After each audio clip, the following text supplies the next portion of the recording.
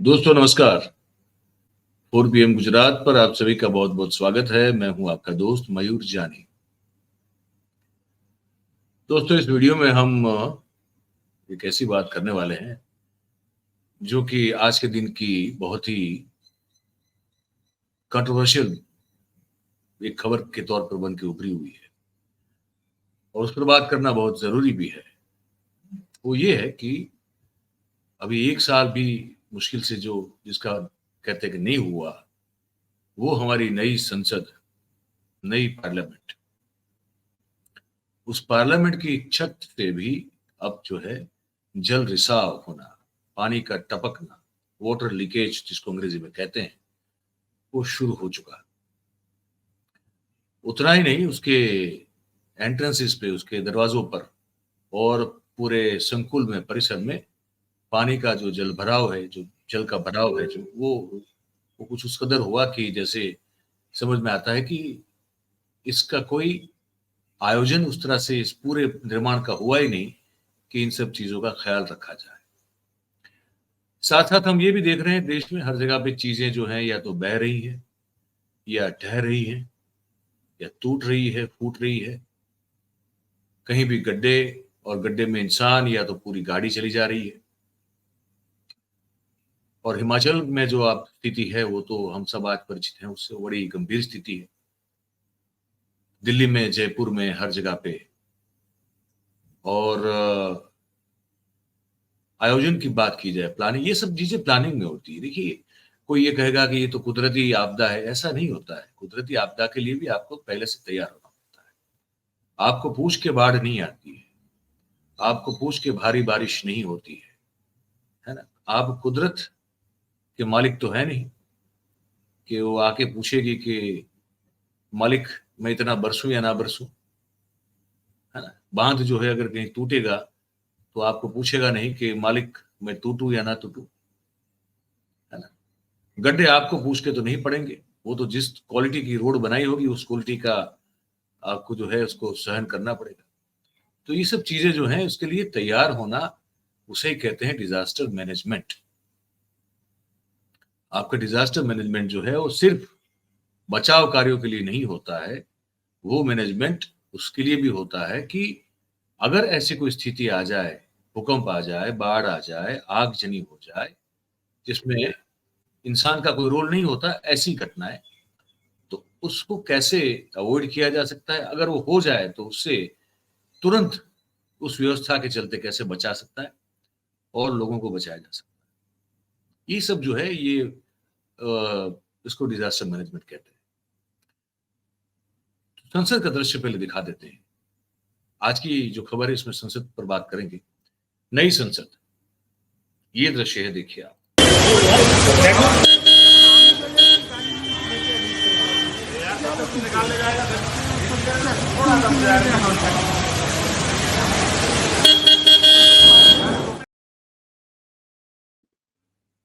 ये बाहर का दृश्य था।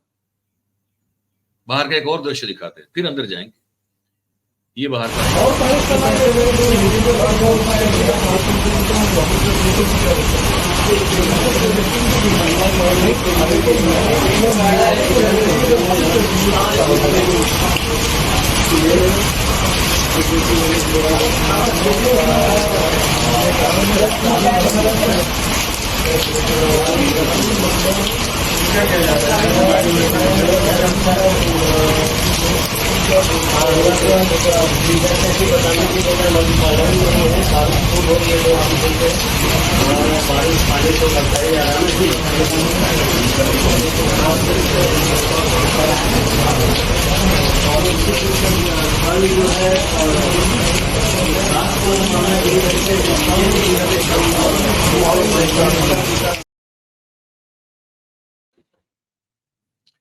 तो ये सवाल मन में होता है कि किस तरह का अभी भी जो आपने बताया जा रहा है, कुछ 1200 करोड़ रुपए के खर्च से, हमारे और आपके पैसों से इसका जो निर्माण किया, तो इतना ध्यान नहीं रखा कि अगर थोड़ी तेज बारिश हो जाएगी तो यहाँ पे कम से कम वाटर लॉगिंग ना हो जाए, जल भराव।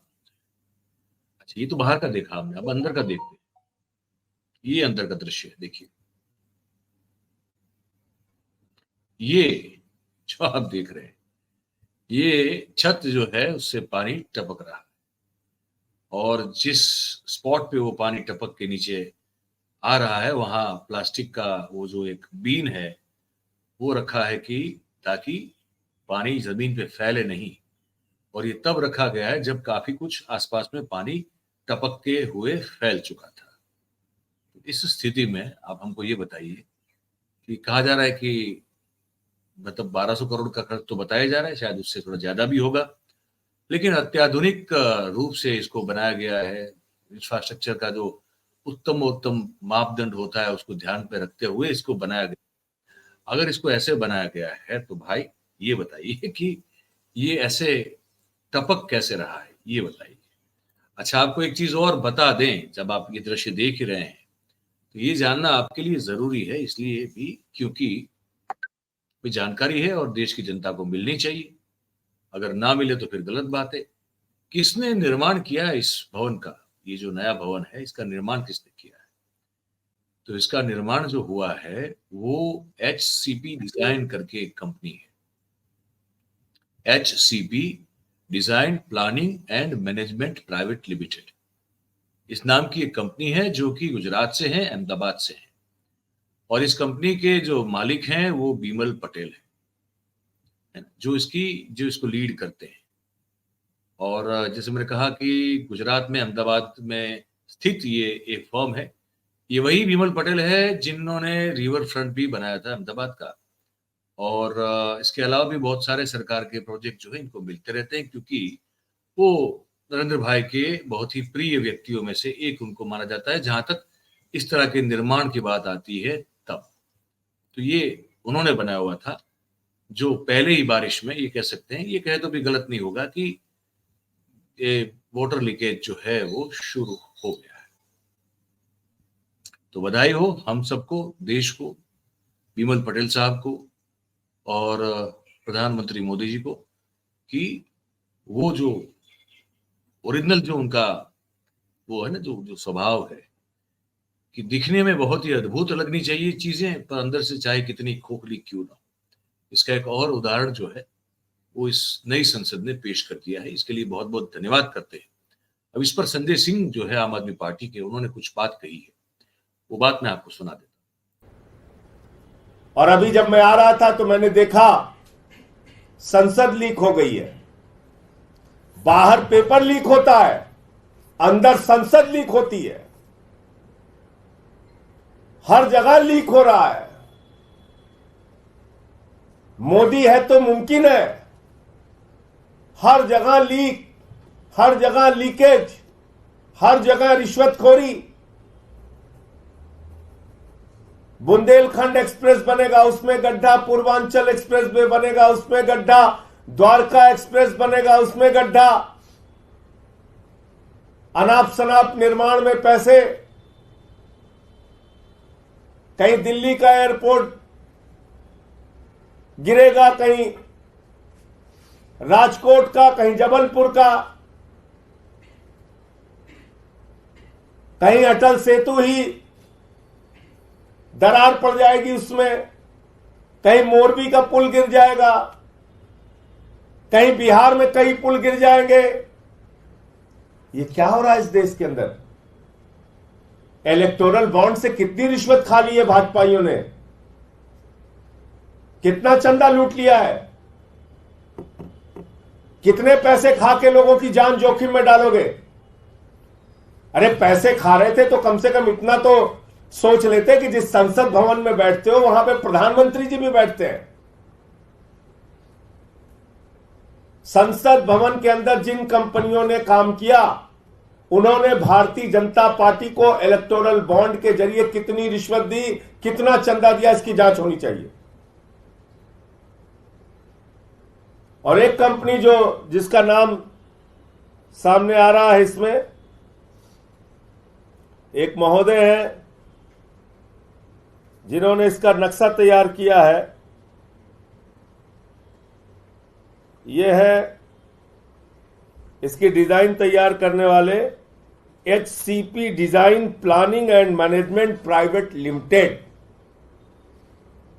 ये है मिस्टर बिमल पटेल और ये गुजरात से आते हैं।